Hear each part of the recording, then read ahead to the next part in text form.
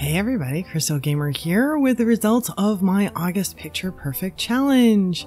Now, unfortunately, I only had one entry for this challenge, which means that it may be the last one. I think I'm gonna poll it on Twitter and see if there's interest. A lot of people were passing around, sharing it and retweeting it and all of that stuff, but I only got one entry, so yeah, I'm not sure if there's enough interest to keep it going, but I figured that I would reward the person that entered. And so the entry this time was from Miss LilacLydiaDeetz. And I hope that I'm saying that properly.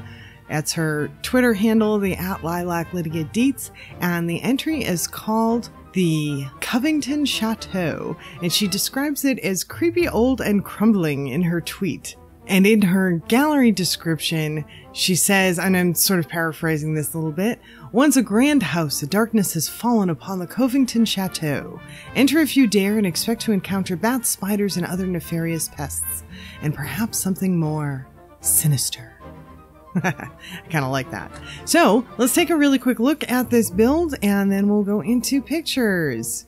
And so this build is a multi-story build. And it's pretty. I'm showing it in daylight now because I did a lot of photos kind of in the dark because it is supposed to be creepy, crumbling, old, all of that.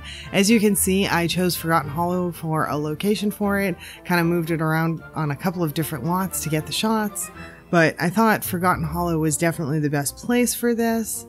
And it is a multi-story building, and I ended up playing with the photos a little bit to give it kind of what I think she was wanting with the whole kind of look and kind of the haunted feel and all of that stuff. So let's take a look at the first floor in the entry. She's got this entry where you kind of come in on the side up the stairs and then the main door, and there's a small foyer before we get to a little restroom.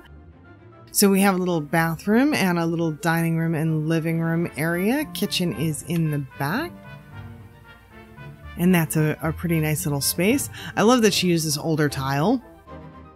And then I'm going to take a really quick trip and show you that we have it downstairs.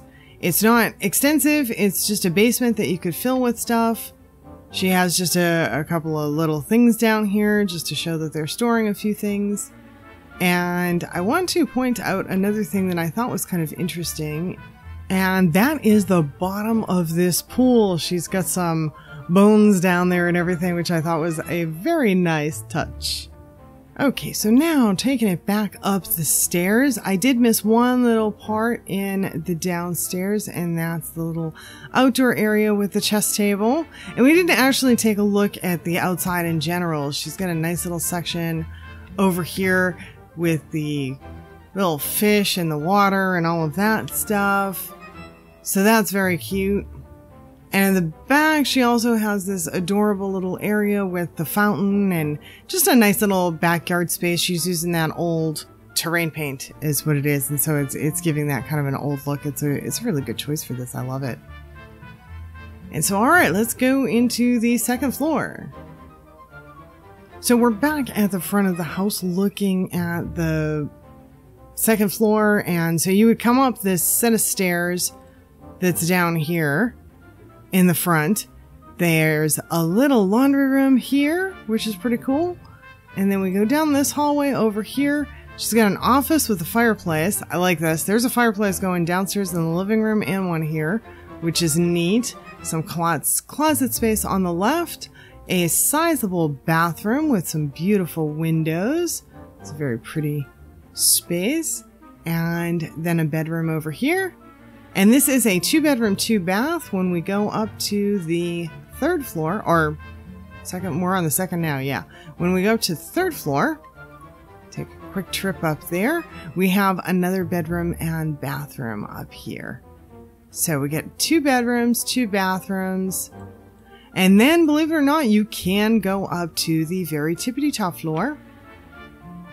This one here, we have the set of stairs going up. It's not super furnished. There's just some draperies here, some Christmas decorations, and the chandelier. So it's not super furnished, but it's there and you can get there, which I think is kind of neat. And so that is our quick tour of the chateau. And now for our pictures. So going into the pictures, I start us out with a sunset. I kind of bounced around a little bit in my order of the pictures here because I just wanted to show it with a little bit of variety. This first sunset shot is probably one of my favorites out of the lot. And then the second shot is actually on a different lot, and it's a sunrise. And I think, no, this is also a sunset, but instead of the sun setting in front of the house, it's now setting behind the house, I think is what it is. The next shot is a sunrise shot. The sun coming up over the mountains. Very pretty. And you can see all the birdies flying around a little bit. If you're on a larger screen, you'll be able to see that there's little birdies kind of in front of the sun and all of that stuff. And then the next one is another sunset shot. And this one, in case you're wondering how all this color is here, is because it's taken during a heat wave. I have found that heat waves are a good time if you want a very warm, very vibrant looking photo. Heat waves are a good time to do them. And then this next one, it's got kind of a blue feel. I want to say that I did this one at dusk. And then we go into our evening shots after this one. And I really I played with two things for the evening shots. I played with the moon a bit and moving that around kind of like I did with the sun. And of course I moved the property around a little bit. But the other thing that I also played with was rain and a thunderstorm.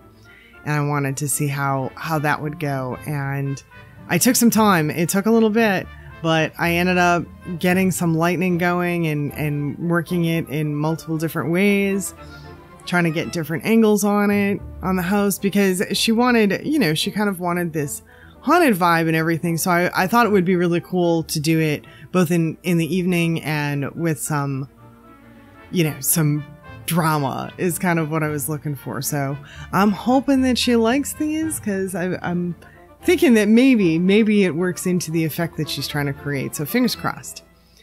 And so, yeah, that's it for our August Picture Perfect Challenge. And I am going to put it out on Twitter, and let me know in the comments if you guys want me to run these anymore, or if I should just ixnay it if it's not a good idea, and then I won't do these challenges anymore. But I may poll it on Twitter as well and see what you guys think.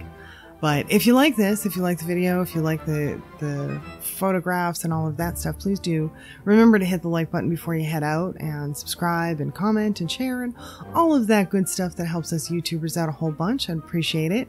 And thanks so much for spending the time with me today. Bye now.